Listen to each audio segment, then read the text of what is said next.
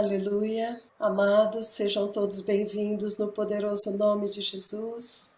Meu nome é Arcebispa Luciane Toledo e como nós adoramos com este cântico, Salmo 24, invocando o santo nome do Senhor, invocando o Espírito Santo de Deus para estar conosco nesta tarde. Este é um dia perfeito que o Senhor preparou desde antes da fundação do mundo, para que estivéssemos reunidos aqui, para falarmos do único assunto que realmente importa para cada ser humano que já nasceu, que já viveu, que está vivendo e ainda viverá nessa terra, a nossa eternidade. E como diz o Salmo 24, levantai, ó portas, as vossas cabeças, levantai-vos, ó portais eternos, para que entre o Rei da Glória, o Senhor dos Exércitos. Nós convidamos o Deus eterno, todo-poderoso, a razão da nossa existência, o Criador dos céus, da terra, do mar, das fontes das águas, de tudo que neles há, a razão da nossa vida, o fôlego de vida que há em nós, porque se estamos aqui hoje é porque Ele nos deu mais um dia de vida para chegarmos mais perto dele. Sejam muito bem-vindos, preciosos servos de Deus, valorosos servos de Deus. É com muito amor, com muito carinho que nós recebemos todos vocês nesta tarde. E nós desejamos que este seja um dia inesquecível na nossa vida. Que este seja um marco na nossa vida. Um dia quando nós paramos tudo para falarmos de uma eterna e perfeita redenção que tragicamente foi esquecida por esta geração. Então, amados, eu agradeço, como líder no Brasil, a presença de todos e é com muito carinho que eu dou as boas-vindas a todos. Agradeço eternamente ao Senhor a presença de todos os que estão aqui. Que o amor de Cristo, a graça do Pai e do Espírito Santo estejam com todos. Que o sangue de Jesus esteja sobre vocês e as suas casas neste tempo. Que o Senhor Deus, aquele que nos criou, fale conosco neste dia. E o Espírito Santo esteja nos concedendo, por pura misericórdia, não por merecimento, porque somos uma geração rebelde, mas porque Ele nos amou desde antes da fundação do mundo. E Ele nos quer, Ele ainda nos quer. Então que o Espírito Santo nos conceda espírito de sabedoria e entendimento, para podermos entender o tempo em que estamos vivendo. Eu quero convidar o precioso supervisor, o nosso superintendente, João Rafael Campos, para estar apresentando um arrependimento diante do Senhor. Que momento perfeito para nos arrependermos. O arrependimento é, na verdade, uma volta a um lugar de onde caímos e aonde nós devemos voltar todos os dias, o dia inteiro, para que mantenhamos as nossas vestes limpas. Pode ser hoje, amados. Com certeza hoje é um dia a menos na terra, um dia mais perto de Deus. Aleluia! Então é o momento perfeito para nos arrependermos. Precioso superintendente, o Senhor agora está com a palavra. Muito obrigada em nome de Jesus. Aleluia. Muito obrigado, preciosa Arcebispa, amados pastores, presidentes, líderes de ministérios. Vejo que nós temos muitos convidados, muitos de outras nações também. Temos várias nações aqui representadas. Eu agradeço a presença de todos neste momento. Quero convidar a todos, como em tudo que fazemos, é para o Senhor. Vamos nos preparar para este momento. Eu gostaria de convidar a todos a fazermos uma oração de arrependimento. Talvez em nós há muitas obras mortas, ou até mesmo pecados que não conhecemos. E hoje é uma oportunidade de Deus lavar a igreja do Brasil e do mundo, e através de nós, que somos representantes do Brasil, que estamos aqui reunidos nesta sala do Zoom, possamos lavar o Brasil. Eu quero convidar a todos a uma oração de arrependimento por toda a apostasia que o Brasil tem se envolvido. Muitos de nós já sentimos e sabemos disso, e é neste sentido que eu convido a todos. Precioso Senhor Deus, nós que somos teus filhos, que cremos em Jesus Cristo, que veio em carne, que morreu na cruz do Calvário e ao terceiro dia ressuscitou. Neste momento, Senhor Deus, em tua presença, viemos nos arrepender, Pai, de nossos pecados, de nossas faltas, de nossas falhas. Nos arrependemos, Senhor Deus, de toda a apostasia deste tempo presente. Nos arrependemos das nossas próprias apostasias. Nos arrependemos de todo o envolvimento com o mundo. nos arrependemos, Senhor Deus, de abandonar a verdade que nos poderia salvar. Nós voltamos, Pai, naquele dia no Éden e escolhemos ouvir e crer na Tua voz. Nós renunciamos desde já, Senhor Deus, todo e qualquer engodo das trevas ou até mesmo apostasia. Senhor, te rendemos graças por este momento e queremos, como igreja, como líderes, como pastores, como bispos, como os presbíteros, presidentes de ministérios, Senhor Deus, nos arrepender por nossos filhos, por nossas próprias ovelhas. Nos arrependemos pelo Brasil, Senhor Deus, e clamamos a Ti, tenha misericórdia desta nação, tenha misericórdia, Pai, dos países de língua portuguesa que estão acompanhando conosco neste momento, tenha misericórdia de nossas nações, tenha misericórdia, Senhor Deus, de nossas vidas. Por isso, nesta noite, pedimos a Tua plena convicção, Senhor, a convicção que vem do Teu Santo Espírito, que nos convence de todo pecado, Senhor, para que cada brasileiro, cada nação, cada membro de cada família, de cada igreja aqui representada encontre o verdadeiro arrependimento e volte para o caminho da cruz e do sangue de Jesus. Senhor, te dou graças por esta oportunidade de estarmos como igreja reunida aqui, todos em um só espírito, em um só propósito, de nos arrependermos diante de Ti e reconhecer o Teu senhorio, ó Pai. Reconhecemos que só Tu és Deus. Não há outro Deus no céu e na terra. Não há outro nome a qual importa que sejamos salvos, o nome santo e precioso de Jesus Cristo de Nazaré. Este é o nome que está acima de todo nome. E exaltamos o nome do Teu Filho nesta noite e nesta tarde, em nome de Jesus Cristo. Amém. Amém, amados. Muito obrigado pela presença de todos. Eu quero dar início a essa conferência e apresentar um tema muito importante, muito sério para esse tempo presente.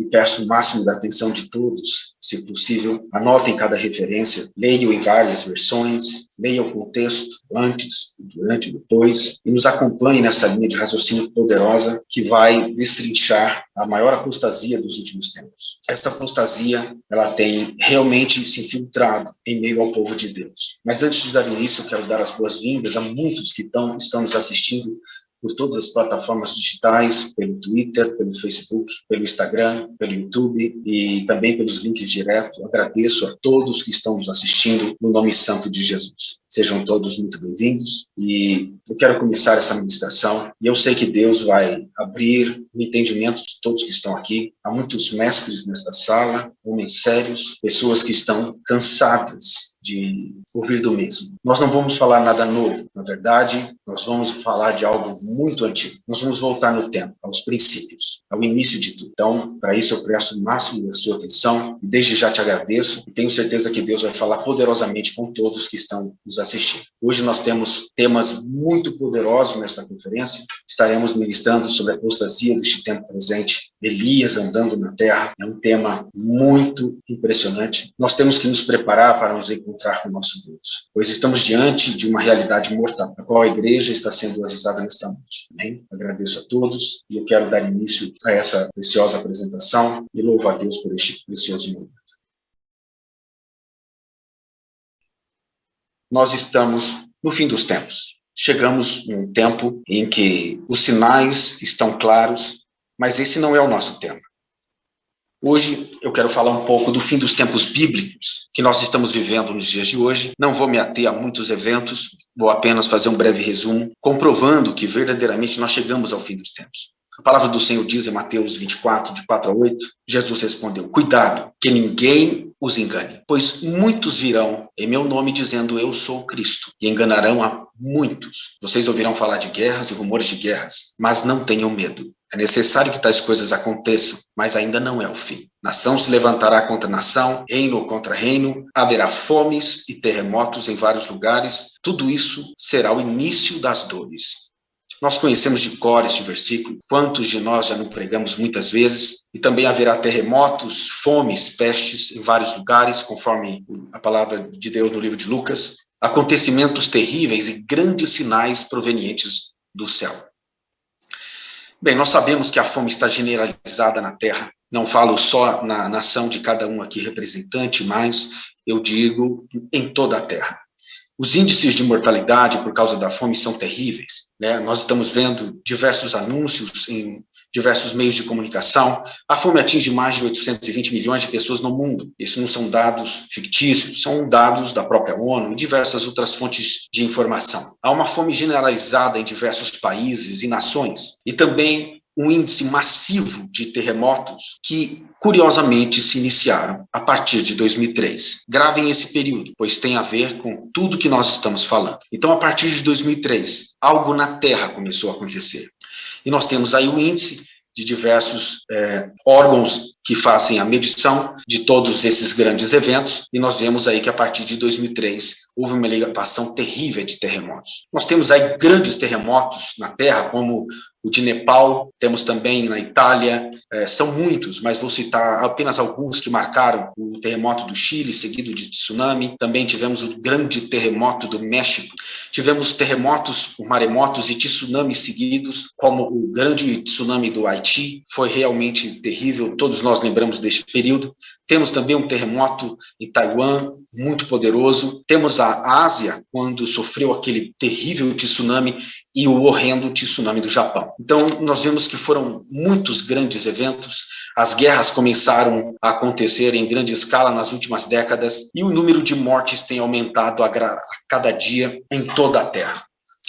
Nós temos visto guerras e rumores de guerras do Oriente Médio, em diversas nações que envolvem ou estão em torno de Israel. Essas guerras são constantes, principalmente as guerras religiosas. Essas realmente têm sido a que tem gerado maior impacto. Também nós vemos as grandes pestes que surgiram nas últimas décadas, como a gripe espanhola, peste negra, varíola, tifo, cólera, tuberculose, HIV, ebola, gripe suína e, finalmente, Covid-19. Nós sabemos que esta tem sido uma grande praga que tem assolado a Terra, não digo uma nação ou outra, mas é uma praga que tem assolado as nações. E isso realmente tem sido muito temeroso. Também tivemos muitos outros sinais, e estamos tendo muitos sinais na Terra dos últimos dias.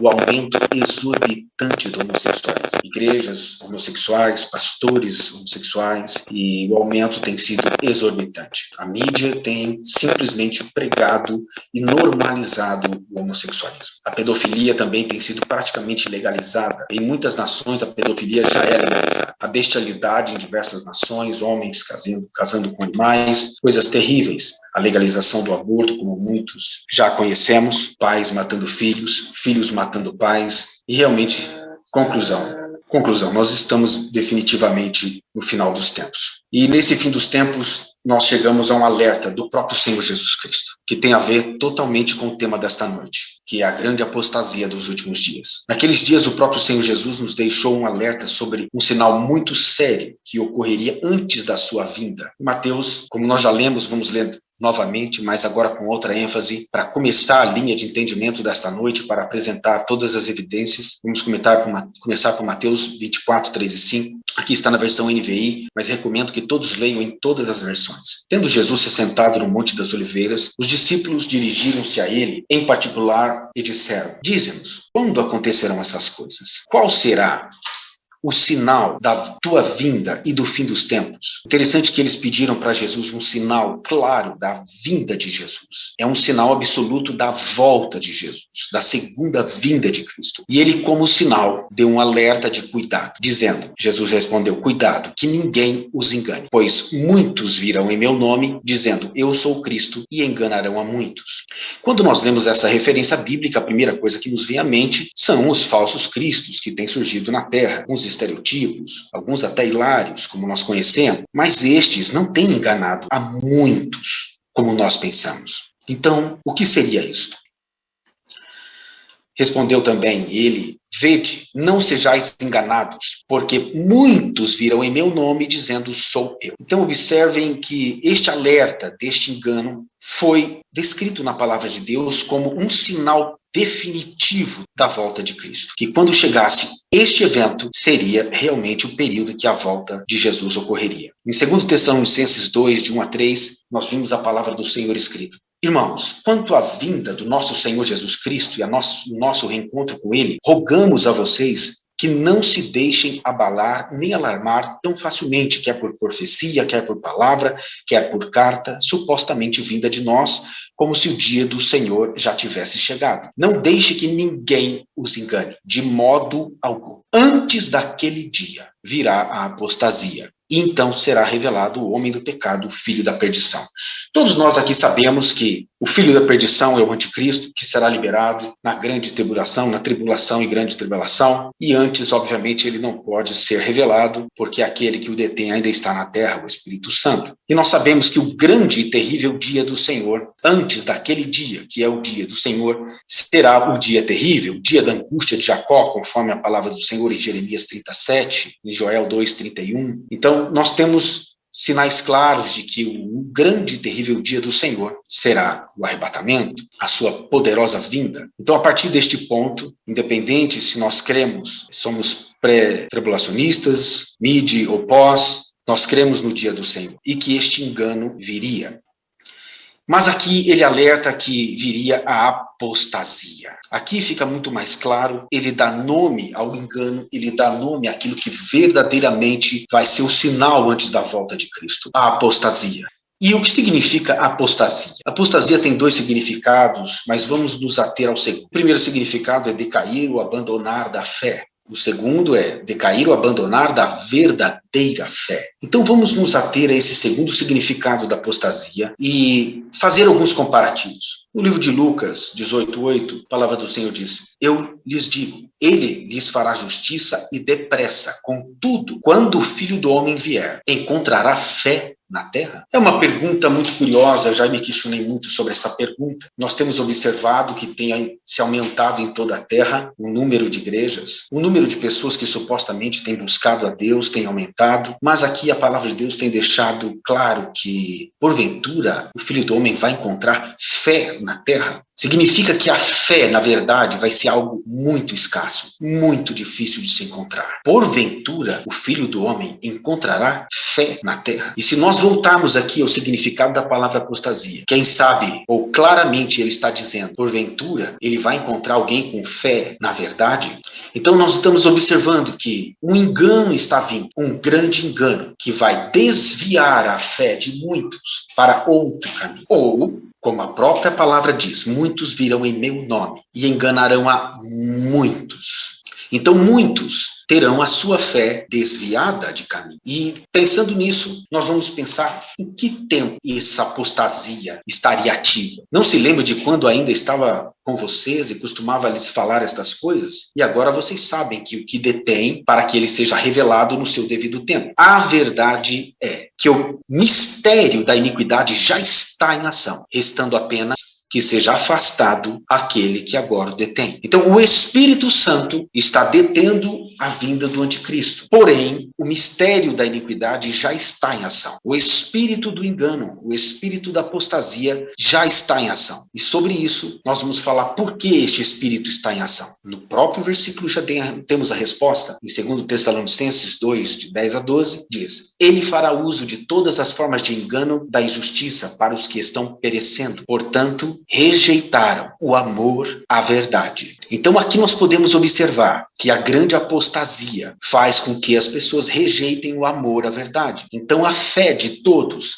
foi desviada da verdadeira fé para uma outra. Voltando à linha de entendimento, portanto, rejeitaram o amor à verdade que os poderia salvar. Por esta razão, Deus lhe envia um poder sedutor, a fim de que creiam na mentira e sejam condenados todos os que não creram na verdade, mas tiveram prazer na injustiça. Aqui nós estamos vendo claramente que foi o próprio Deus que enviou este espírito sedutor, porque eles não creram na verdade. Eles creram numa mentira. Mais à frente isso vai ficar muito claro para todos nós aqui o que é esta grande mentira, o que é este tal engano. Continuando no próprio Tessalonicenses, porque todas as artimanhas e enganos provenientes da justiça para os que estão perecendo, portanto, rejeitaram o amor à verdade que os poderia salvar. E por este motivo que Deus lhe envia uma espécie de poder sedutor, a fim de que creiam na mentira, e sejam condenados todos os que não creram na verdade, mas decidiram usufruir dos prazeres da injustiça, fortalecidos para fazer o bem. Então nós temos um engano vindo. Mas quem traz essa apostasia? Quem traz esse engano para a igreja? E é sobre isso que nós vamos falar agora. No livro de Apocalipse, nós encontramos um cavaleiro branco. Em Apocalipse 6, de 1 a 2, nós vemos aqui claramente a quebra do primeiro selo dos 4 cavaleiros do Apocalipse. E nós sabemos que os 4 cavaleiros do Apocalipse são cavaleiros de juízo. Eles vêm trazer juízo. Então, nenhum desses cavaleiros vem trazer algo que seja benefício para a humanidade. Pelo contrário, todos, no caso, são cavaleiros de juízo, que vieram para destruir a terra, através do engano, da fome, de guerras, pestes e muitas outras assolações. E vamos ler a palavra do Senhor. Primeiro, observei quando o cordeiro abriu o primeiro dos 7 selos, então ouviu um dos seres viventes dizendo, em voz de trovão, venha. Olhei, e diante de mim estava um cavalo branco. Seu cavaleiro empunhava um arco, e lhe foi dado uma coroa. Ele cavalgava como vencedor, determinado a vencer. Este cavaleiro branco não é o Senhor Jesus Cristo. E vamos fazer um comparativo agora com o verdadeiro cavaleiro branco. Apocalipse 19, do versículo 11 a 16, nós temos aqui a descrição perfeita do nosso Senhor. Então vamos ler. Vi o céu aberto diante de mim um cavalo branco, cujo cavaleiro se chama Fiel e Verdadeiro. Ele julga e guerreia com justiça. Seus olhos são como chamas de fogo, e a sua cabeça há muitas coroas, e o nome que só ele conhece, e ninguém mais. Está vestido com um manto tingido de sangue, e o seu nome é a Palavra de Deus. Os exércitos do céu o seguiam, vestidos de linho fino, branco e puro, e montados em cavalos brancos. De sua boca sai uma espada afiada, com a qual ferirá as nações. Ele as governará com cetro de ferro. Ele pisa o largar do vinho do furor da ira do Deus Todo-Poderoso. E em seu manto e em sua coxa está escrito este nome, Rei dos Reis, Senhor dos Senhores. Então nós vemos aqui claramente a diferença gritante dos 2 cavaleiros. O primeiro cavaleiro de Apocalipse 11, que é no início das dores, é o espírito do anticristo. E não o anticristo, e sim o espírito sedutor, que viria enganar as nações. O cavaleiro branco. Ele tem um cavalo branco imitando o verdadeiro. Um arco, uma coroa, como vencedor, para vencer. E o cavaleiro verdadeiro, que é Cristo Jesus, já fala da segunda vinda de Cristo, em Apocalipse 19, nós temos as características do cavaleiro branco, fiel e verdadeiro ao seu nome, guerreia com justiça, olhos com chama de fogo, há muitas coroas, com nome desconhecido, manto tingido de sangue, o seu nome é Palavra de Deus, Apocalipse 19, 11 a 16. Com muitas coroas, com nome desconhecido, o manto tingido de sangue, o nome é a Palavra de Deus, a sua boca uma espada afiada, em sua coxa está escrito Rei dos Reis, Senhor dos Senhores. Então nós vemos aqui que viria um cavaleiro branco. E esse cavaleiro branco viria exatamente para imitar o verdadeiro. Ele viria imitando o verdadeiro cavaleiro, a fim de que conseguisse enganar as nações, enganar a igreja e atraí-los para si. Então este cavaleiro branco, ele traria uma falsa salvação, uma falsa graça, um falso evangelho, uma falsa adoração, falsas línguas, falsos pastores, falsos apóstolos, falsos profetas, um evangelho que o foco seria na terra. O tema prosperidade seria comum nas igrejas. O pecado sexual seria exorbitante. A imoralidade sexual seria muito comum dentro da igreja. A vida mundana seria totalmente aceita. Vida de cinemas, novelas, festas, músicas seculares,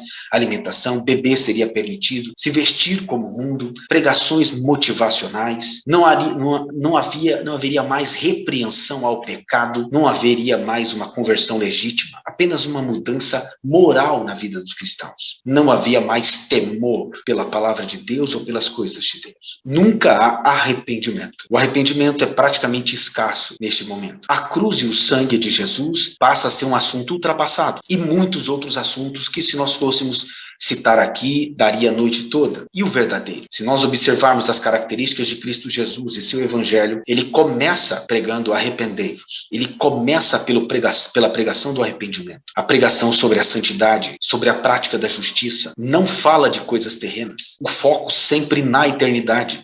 Não prega dinheiro, prega as boas novas. Sempre traz ministrações que nos levam à morte da nossa carne. Fala de carregar a cruz, que o caminho é estreito. Este é um tema difícil de ser dito nas igrejas, que o caminho é estreito e que é difícil. Temas que são totalmente separados do mundo. O verdadeiro evangelho separa todos do mundo, em todos os aspectos. Não aceita os padrões do mundo, as vestes do mundo. A conversão é legítima. É um evangelho que repreende o pecado, constantemente repreende o pecado. Prega o arrebatamento, sofre perseguição. É uma igreja que sofre perseguição. Como é que uma igreja que não repreende o pecado, uma igreja que anda, fala, gesticula, faz tudo como no mundo, vai ser perseguida? Não há como. Ela não incomoda o mundo. Então nós observamos que este cavaleiro trouxe um outro tipo de evangelho, um outro tipo de ensino. Não um evangelho com a base pura na Bíblia. E obviamente é um evangelho que não gera sinais, nem curas, nem milagres e nem maravilhas. E há muitos aqui, até mesmo entre nós, que dizemos, isso não é mais para o nosso tempo. Por incrível que pareça, muitos de nós foi enganado pela apostasia. E hoje, com o que nós vamos mostrar aqui, a partir deste ponto, eu chamo a todos a fazer uma reflexão muito séria, para que possamos identificar qual Jesus Cristo nós estamos adorando. Então, nós vemos qual a origem da apostasia. É neste momento que as coisas se tornam muito sérias, porque a apostasia, ela surgiu na presença de Deus, com Lúcifer. Ele foi o primeiro a se apostatar. Nós conhecemos a referência de Ezequiel 14:17. Eu vou ler rapidamente. Você foi ungido como um querubim guardião, pois para isso eu o determinei. Você estava no monte santo de Deus e caminhava entre as pedras fumegantes. Você era inculpável em seus caminhos desde o dia em que foi criado, até que se achou maldade em você. Por meio do seu amplo comércio, você encheu-se de violência e pecou. Ezequiel 28.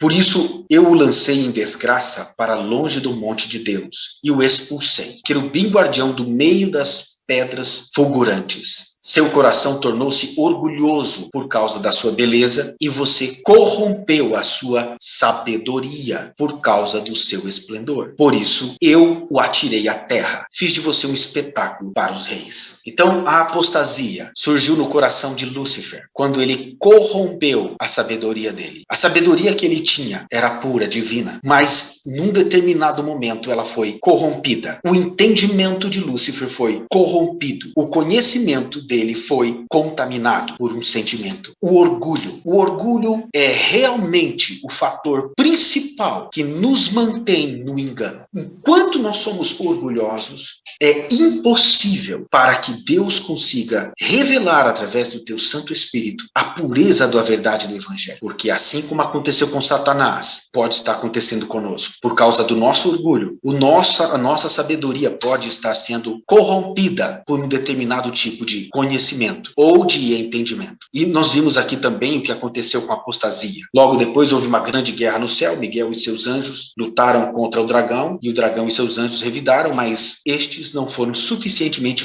fortes. Assim perderam seu lugar no céu. O grande dragão foi lançado fora. Ele, a antiga serpente chamada Diabo ou Satanás, que engana o mundo todo. Ele e os seus anjos foram lançados à terra. Deste ponto em diante, amados, a apostasia foi extinta do céu e ela nunca mais vai voltar para lá. Nós devemos temer a apostasia, porque se houver em nós 1% de apostasia, muito dificilmente iremos entrar na glória. E eu vou descrever agora claramente a origem da apostasia aqui em terra e como esse engano conseguiu penetrar no meio do povo de Deus e enganar a muitos que estão seguindo um outro ensino, um outro evangelho. Satanás, quando já tinha sido atirado na terra, encontrou quem? Adão e Eva. E ele, com seus princípios de maldade e orgulho, não deixou por si. O próprio Senhor Deus colocou a árvore do conhecimento do bem e do mal no meio do jardim, para que o homem tivesse a escolha, para que o homem pudesse escolher. Foi Deus quem colocou esta árvore lá. E qual escolha nós temos feito?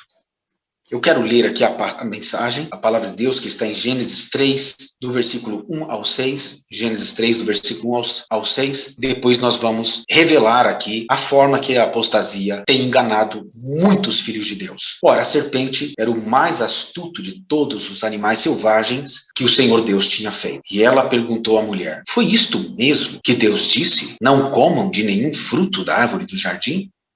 Respondeu a mulher à serpente: podemos comer das árvores do jardim. Mas Deus disse: não coma do fruto da árvore que está no meio do jardim, nem toquem nele, do contrário, vocês morrerão. Disse a serpente à mulher: certamente não morrerão. Deus sabe que no dia que dele comerem, seus olhos se abrirão, e vocês serão como Deus, conhecedores do bem e do mal. Quando a mulher viu que a árvore parecia agradável ao paladar, era atraente aos olhos, além disso desejável para dela se obter discernimento, tomou do seu fruto, comeu e deu ao seu marido, que comeu também. Pois bem, aqui nós vamos destrinchar como é que milhares de cristãos estão sendo enganados por um outro ensino, um outro evangelho, um outro tipo de conhecimento. E como esse conhecimento foi aceito pela igreja para chegarmos ao ponto de entrarmos nesta grande apostasia dos últimos dias. O mais terrível, amados, é que Satanás, Lúcifer, ele nunca ataca de modo descarado. Ele sempre vem como um cavaleiro branco. Ele vem com astúcia, ele vem sutil, ele vem disfarçado, ele vem astuto. É com astúcia. A serpente era o mais astuto de todos os animais.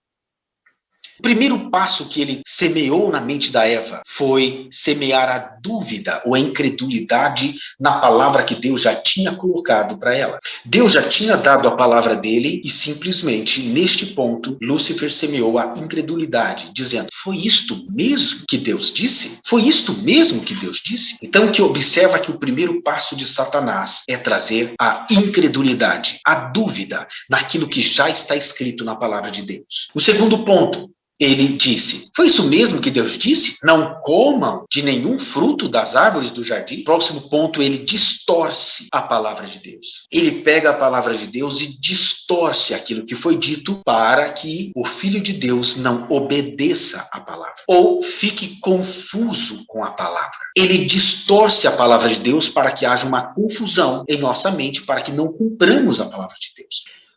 Quarto ponto, nós observamos que a mulher responde. Ele gera um relacionamento com o ser humano. A apostasia gera um relacionamento com os filhos de Deus, onde há uma interação entre nós e o espírito do anticristo. E um ponto terrível neste momento é que a igreja já não reconhece quem está falando. A igreja simplesmente não está reconhecendo que quem está falando tudo isso é Satanás, é o espírito do anticristo, é o espírito da apostasia. Quem está vindo com essas questões, com essa incredulidade, com essa distorção da palavra, é o próprio Lúcifer. Então, neste ponto, a igreja já não reconhece quem está falando. E a igreja reage dizendo conhecer a letra da palavra de Deus. Tenho certeza que nesta sala nós temos muitos doutores e conhecedores da palavra de Deus. A igreja sempre vai responder com o conhecimento da palavra, dizer que conhece a letra. Vamos observar aqui a mulher respondendo à serpente. E respondeu a mulher à serpente: podemos comer do fruto das árvores do jardim. Mas Deus disse, olha só, Deus disse: não comam do fruto da árvore que está no meio do jardim, nem toque nele, do contrário vocês morrerão. Então observe que neste ponto a igreja está respondendo com a palavra. É uma igreja que até conhece a palavra, conhece a letra da palavra, mas ela não discerne quem está falando com ela neste momento, que vai chegar ao ponto em que, por causa desse interagir com Satanás, a pessoa consiga ser ludibriada e enganada. O sétimo ponto, Satanás fala o oposto do que Deus tinha dito. Disse a serpente à mulher: certamente não morrerão. Então nós observamos aqui que neste ponto a apostasia simplesmente vai dizer assim: certamente você não vai morrer. Eu vou resumir de uma forma muito simplória para todos aqui esta questão. É como se estivesse escrito algo na palavra de Deus e alguém viesse para você e falasse assim: meu amado, você não vai perder a sua salvação por causa de um versículozinho. Você não vai perder a sua salvação por causa disso. Não, não é bem assim. Deixa eu te explicar o que é esse versículo. Deixa eu distorcer o que é este versículo. Então, neste ponto, Satanás chama Deus de mentiroso. Neste ponto, quando nós começamos a concordar com que Satanás, ou esse conhecimento que viria nos últimos dias, esta apostasia que viria nos últimos dias, nos dissesse: não, certamente não vai acontecer nada, você não vai perder a sua salvação, porque você não anda em santidade, você não vai perder, é pela graça. Se você ouviu a apostasia dizer isto, certamente você não vai morrer. Você está chamando Deus de mentiroso. Este é um momento terrível da igreja, que se a igreja não prestar atenção, ela é ludibriada pelo engano da apostasia. Neste ponto, Satanás vai falar exatamente o oposto do que diz a palavra de Deus. E é neste ponto que muitos cometem pecados e têm prazer de cometer aqueles pecados, achando que não é pecado e tem prazer na injustiça. Por isso Deus vai enviar um poder sedutor para que eles continuem crendo nessa mentira, porque não tiveram amor, na verdade, que os poderia salvar. E é neste ponto terrível que nós temos que tomar muito cuidado. Neste momento é que eu preciso agora destrinchar mais profundamente a apostasia. Deus sabe que no dia que dele comerem, seus olhos se abrirão. Então, neste momento, é o momento em que a apostasia nos oferece um novo ensino, algo novo, uma nova visão. E se nós observarmos neste tempo presente, nós temos diversas igrejas com muitas visões totalmente diferentes. Todas convictas da razão, todas convictas de que estamos fazendo certo. Todos nós convictos. E nos foi oferecida uma nova visão. Quando comem deste conhecimento, é gerada uma nova forma de ver as coisas. E quem absorve este conhecimento que vem desta árvore, tem uma nova visão, uma nova forma. Os olhos se abrem para outro tipo de coisa. Não mais a pureza do evangelho. Entenda bem, quando Eva pecou, os olhos dela se abriram e ela viu que estava nua. Então significa que os olhos se abrem para o pecado, se abrem para as imundícias, se abrem para todo tipo de distorção.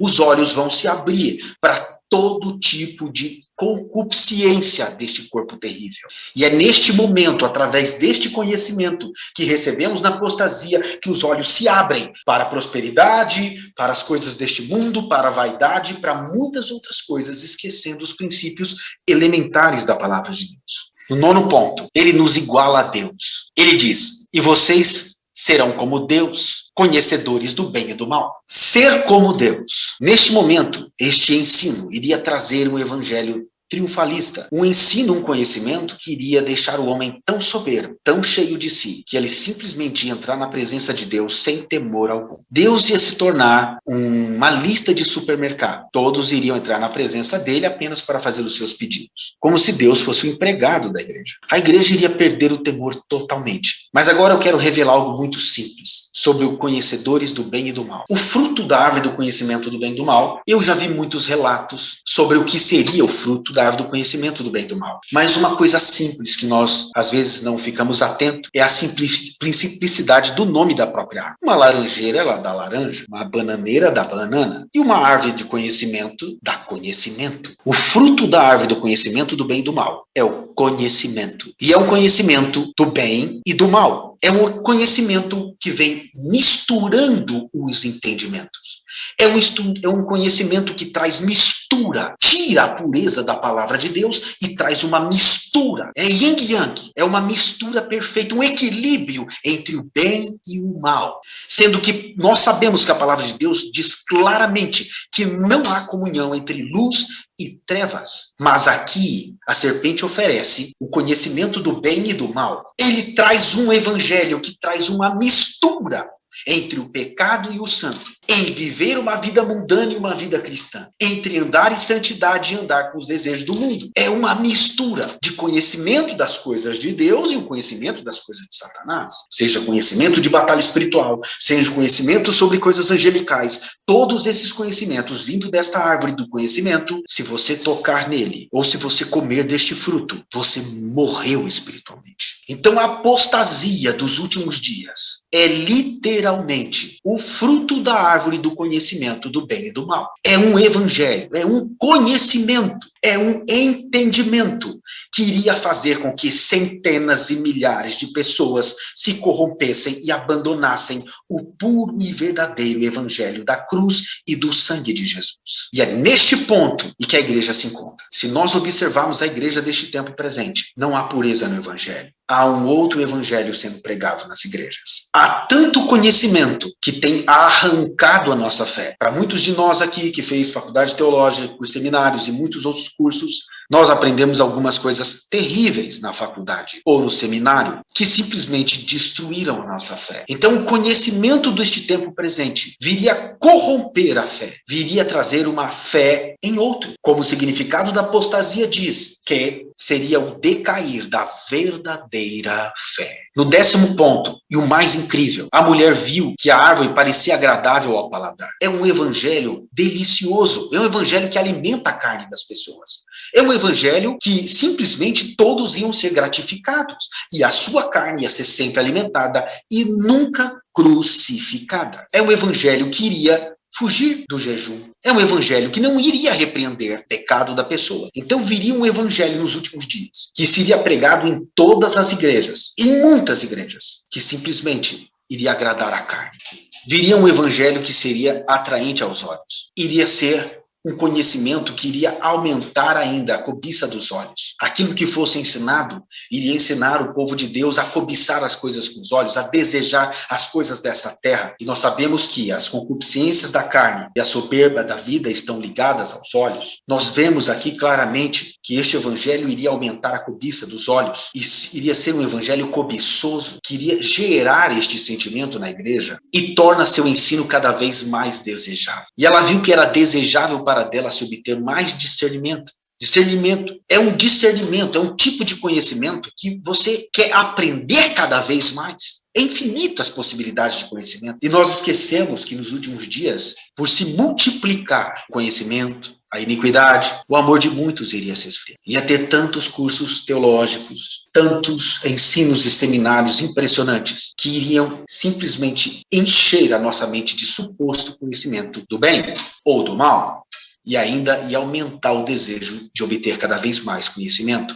Um versículo que muitos que estão já apostatados da fé utilizam é: o meu povo está sendo destruído porque lhe faltou conhecimento. Mas não leem o restante. Porque tu, sacerdote, esqueceste da lei do teu Deus. Nós, sacerdotes, estamos esquecendo de praticar a justiça, de obedecer a palavra. Conhecimento de Deus é o temor. O temor e o respeito pela presença de Deus, esta é a verdadeira sabedoria. E este outro conhecimento que está vindo para inundar as igrejas simplesmente tem matado a fé. Matado a fé até de muitos de nós que está aqui nesta sala ou que estão nos assistindo por todos os meios de redes sociais. O poder sedutor da apostasia se alastra, contaminando todo o rebanho. E além do mais, ela comeu o fruto e deu ao seu marido. Então todos que têm recebido o evangelho da apostasia têm ainda contaminado outros, têm levado outros para este falso evangelho. Isso é terrível. Satanás não liga que as igrejas cresçam. Ele está amando que as igrejas estão crescendo em alto índice. As igrejas estão extremamente numerosas. Igrejas imensas crescendo em plena apostasia.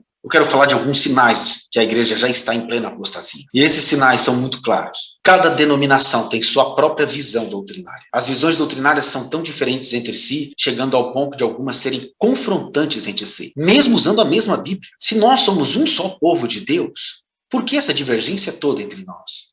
Cada denominação tem sua própria visão de santidade e, portanto, o seu próprio padrão de santidade. Tem igreja que simplesmente nunca se fala de santidade. Há uma discordância generalizada entre diferentes denominações na questão de vestimentas ou vestes. Na maioria se trata isso como uma questão de usos e costumes. Muitos são capazes de afirmar, inclusive pastores, que a Bíblia nada diz a esse respeito. O consumo de álcool de qualquer espécie é uma questão puramente cultural ou da região do país. Exatamente o que o espírito da apostasia faz. Ele diz, não é bem assim. Lembra da serpente enganando a Eva? Segue a ideia de que se examine a Bíblia, é livre. A sua interpretação também é livre. A interpretação também não é livre. É prerrogativa do Espírito Santo. As opiniões sobre praticamente todos os temas bíblicos são tantos quantos foram os números de teólogos. Verdadeiramente a frase, bem, eu penso de forma diferente, tragicamente é uma realidade na igreja atual. Muitos de nós aqui temos um pensamento diferente do outro. Que existe pelo menos 3 diferentes escolas escatológicas, todas elas divergem entre si. Impera uma relativação das escrituras. Não, olha só, aquilo que era para aquela época, né? Aquela frase que ameniza a situação, diz, não, aquilo era para aquela época, para aquele povo em particular, para atender especificamente aquele propósito. Já se passou tanto tempo, Deus não se importa mais com isso, esquece isso. Eu já vi e eu mesmo já falei muito esta frase. A sã doutrina fundamentada na cruz e no sangue de Jesus, não é mais pregada. Ao invés disso, foi introduzido o evangelho confortável, psicológico, cheio de técnicas de coaching, que deixa as ovelhas mais felizes, mais contentes. O evangelho triunfalista, onde você pode e deve conseguir tudo o que deseja. Afinal de contas, o céu é o limite, não é, amados? O evangelho de prosperidade e de riqueza, em que o dinheiro, o emprego, o carro, a casa, os bens, os negócios são vistos como sinal de plena aprovação de Deus na sua vinda. Bem-estar e a prosperidade são vistos como estimulados como favor de Deus na sua vida. O pecado não é mais repreendido. Não se confronta o pecado desta pessoa porque ele é um engenheiro, ou é um médico, um líder, um representante importante na igreja, que está em adultério, o pastor não o repreende. Isso nós encontramos muito. Ou frases como nós ouvimos muito: ah não, nós vivemos num país de terceiro mundo, as ovelhas já sofrem tanto o dia todo, né? Não vamos chegar no culto, na presença de Deus ali, e ficar batendo nas ovelhas com mensagens duras de pecado, de arrependimento, de santidade, de tribulação, de grande tribulação, de juízo de Deus. Precisamos pegar a mensagem de encorajamento, e assim Satanás vai dominando as nossas ovelhas e levando uma a uma ao pecado. A igreja tornou-se amiga do mundo. Por quê? Porque é pregado o evangelho doce, que agrada, voltado para os anseios e as expectativas da carne. Tudo que o mundo quer é o pecado, não é denunciado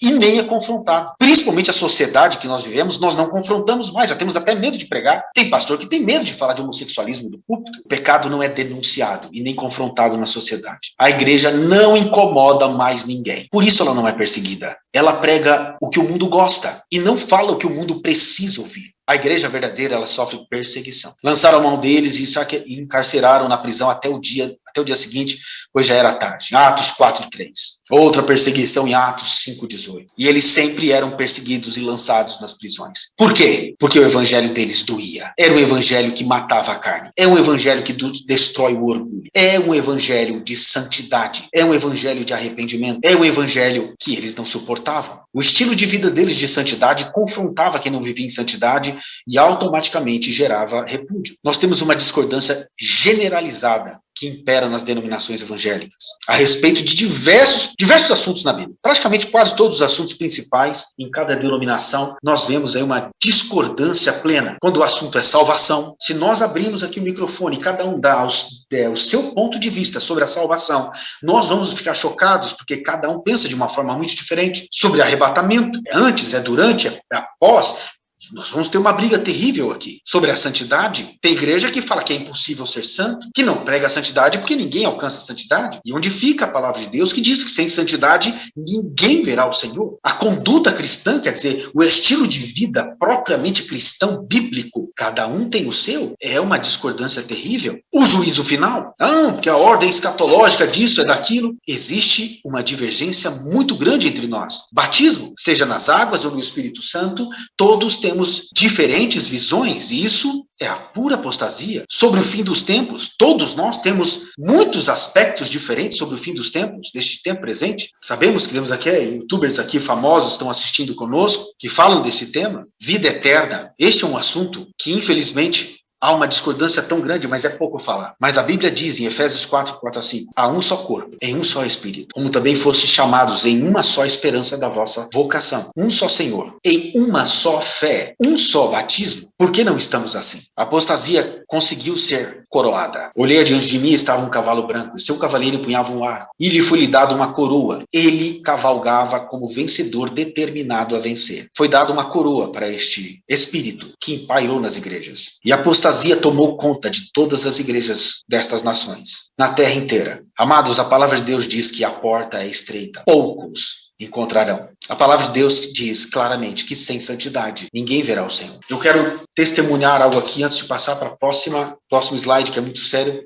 Eu sou um pastor, filho de pastor, nasci em berço cristão, porém, entendia-se, dentro do meu entendimento até aquele momento, dentro do meu conhecimento, que eu estava totalmente pleno dentro da vontade de Deus, até me ser revelada a apostasia. E eu comecei a ver quantas coisas do mundo eu trouxe para dentro da minha igreja. E eu entrei em um colapso terrível de consciência. E descobri que estava em profunda apostasia. Simplesmente permitia muitas coisas dentro da minha igreja, com as minhas ovelhas, e não salvei nenhuma delas. Pelo contrário, eu preguei um evangelho doce, um evangelho extremamente agradável, que quem chegava nas células ou no culto achava, meu Deus, que igreja abençoada, que maravilhosa que é. Que pregação maravilhosa desta noite. Mas nenhuma pregação que fizesse com que qualquer um dos membros da minha igreja mudasse de vida. Todos permaneceram em pecado. Eu não repreendi o pecado, porque eu estava em plena apostasia. mas eu me arrependi verdadeiramente de toda apostasia. Que espírito está na apostasia? Em 2 Coríntios 11, de 13 a 15, eu quero ler aqui com todos. Pois tais homens são falsos apóstolos, obreiros enganosos, fingindo-se de apóstolos de Cristo. Isso não é de admirar, pois o próprio Satanás se disfarça de anjo de luz. Portanto, não é surpresa que os seus servos finjam que são servos da justiça. O fim deles será o que as suas ações merecem. Nós vemos claramente aqui, amados, que às vezes muitos de nós pode ser um falso apóstolo, um falso pregador da palavra, um falso que está trazendo a apostasia. E nesta referência bíblica, nós vamos ver claramente que é desta apostasia que nós estamos falando, que é do cavaleiro branco, que é do falso Jesus que está sendo entronizado nas igrejas. Amados, espero que vocês me suportem um pouco da minha insensatez. Sim, por favor, sejam pacientes comigo. O zelo que tenho por vocês é um zelo que vem de Deus. Eu os prometi a um único marido, Cristo, querendo apresentá-los a Ele como uma virgem pura. O que receio e quero evitar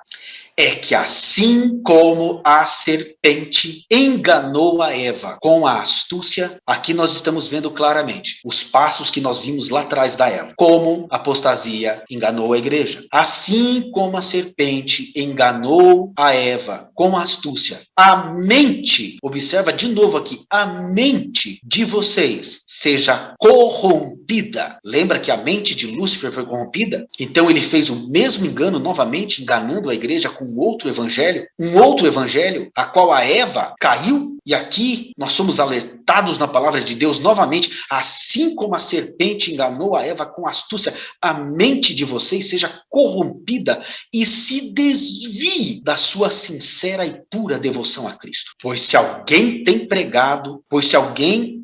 lhes vem pregando um Jesus, que não é aquele que pregamos, ou se vocês acolhem um espírito diferente do que acolheram, ou um evangelho diferente do que aceitaram, vocês o suportarão facilmente. Uau, que terrível, amados, que terrível. Um outro evangelho está sendo suportado nas igrejas. Um outro evangelho. Qual Jesus está coroado na igreja hoje? Que Jesus está entronizado? Que Jesus está sendo adorado de fato? Onde está o evangelho da cruz e do sangue? Qual Jesus você está seguindo? Você, pastor, líder, presidente de denominação, líder de célula, evangelista, diácono, a que Jesus você está seguindo? O evangelho verdadeiro do arrependimento, da santidade, da cruz e do sangue, o evangelho light, o outro Jesus, que traz um outro espírito, que está governando as igrejas evangélicas no Brasil e no mundo, que tem semeado este evangelho, fazendo com que muitos o adorem. E é por isso, amados, que a igreja vai simplesmente se dobrar ao anticristo facilmente. Ela vai aceitar.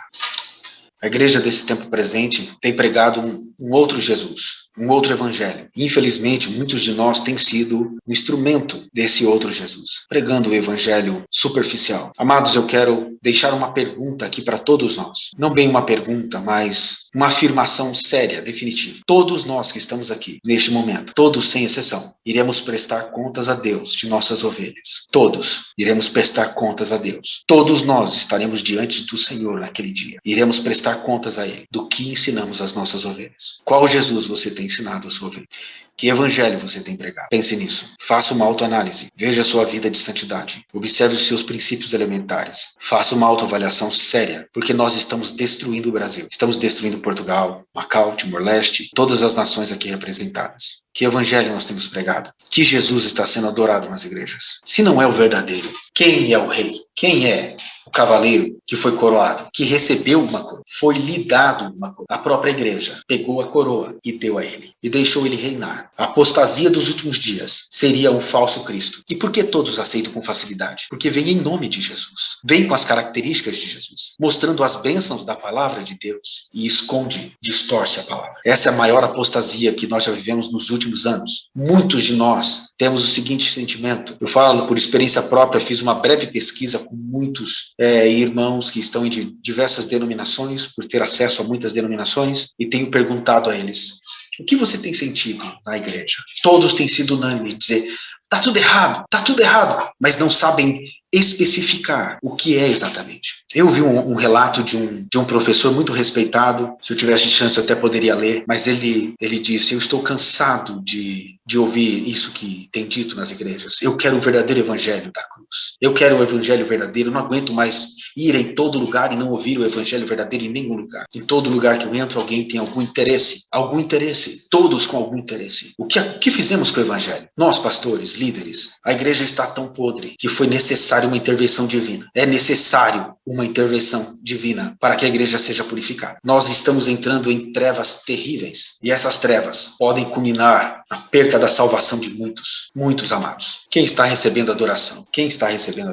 Eu quero convidar a todos desta sala a fazer uma oração séria de arrependimento. Se reconheceu que tem pregado um outro evangelho e tem sido parte da ferramenta de Satanás para esta grande apostasia. Eu quero convidar todos que estão nos assistindo em todas as redes sociais, em todas as mídias. Nós temos aqui muitos países representantes que estão nos assistindo neste momento, e nós não temos mais falado de arrependimento, não temos mais focado a nossa vida na simplicidade do evangelho, que leva à verdadeira transformação dos filhos de Deus, o sangue de Jesus, que é o arrependimento. A graça, amados, é somente para o arrependido. Sem o arrependimento não tem graça. Você pode ter sido terrível a sua vida toda, mas se há arrependimento, a graça cobre toda e qualquer multidão de pecados. Mas sem o arrependimento não tem sangue de Jesus, tem condenação. Então nós precisamos agora, eu quero convidar a todos os líderes eclesiásticos que estão nos assistindo neste momento a fazermos uma oração sincera de arrependimento por toda a apostasia que permitimos em nossas igrejas, que permitimos em nossas nações, no nome santo de Jesus.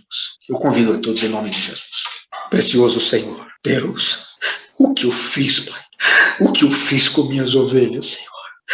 Senhor, eu me arrependo como pastor. Eu me arrependo como líder, Senhor, de ministério. Eu me arrependo juntamente com toda esta liderança que está ouvindo neste momento.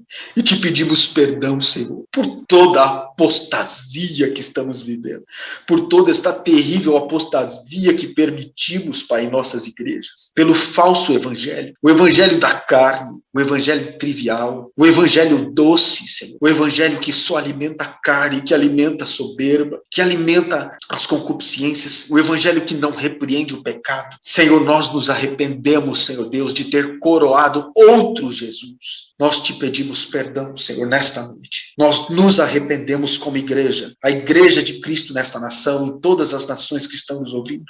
Nos arrependemos, Senhor Deus, de ter coroado outro Jesus. Fomos enganados por todos que vieram em teu nome, Senhor. Muitos vieram em teu nome e muitos de nós foram enganados. Mas, Senhor, eu quero confessar que eu fui em teu nome e desviei a muitos, como líder, como sacerdote, como professor, como pastor, como presbítero, como líder, Senhor Deus. Nós cometemos este erro de levar, de sermos agentes da apostasia. Nós reconhecemos, Pai, nesta noite, a nossa falha. Nós reconhecemos que somos pecadores imundos, que não há justiça em nós que seja agradável a Ti, pois todas as nossas justiças são como trapos de imundícia, Senhor, diante da Tua presença. Por isso, clamamos, tenha misericórdia de nós, tenha misericórdia, Senhor, de cada líder aqui, mas a partir deste momento, Senhor Deus, da seriedade do que vamos tratar deste ponto em diante, nós damos total liberdade ao Teu Espírito Santo, que aniquile da nossa mente todo e qualquer resquício de apostasia, que aquilo que não vem do Teu verdadeiro evangelho da cruz e do sangue seja arrancado da nossa mente, que todo o entendimento a qual a serpente nos deu, nós renunciamos em nome de Jesus. Todo e qualquer fruto que comemos da árvore do conhecimento do bem e do mal, nós renunciamos agora, nós nos arrependemos, Senhor Deus, deste fruto e nós voltamos ao dia da escolha e escolhemos crer na Tua palavra e não mais duvidar do que a Tua palavra diz. Vamos entender literalmente a Tua palavra, Senhor, e obedecer a Tua palavra. E nunca mais sermos enganados pela serpente. Nós voltamos ao dia, aquele dia no Éden, e desejamos e escolhemos a verdade que nos pode salvar, em nome de Jesus. no nome santo de Jesus. Senhor, nós te agradecemos por essa maravilhosa oportunidade de nos arrependermos, pois o Senhor ainda está nos dando a chance de nos arrependermos. Obrigado por esta chance maravilhosa, Senhor. No nome santo de Jesus, todos nós como igreja dizemos amém.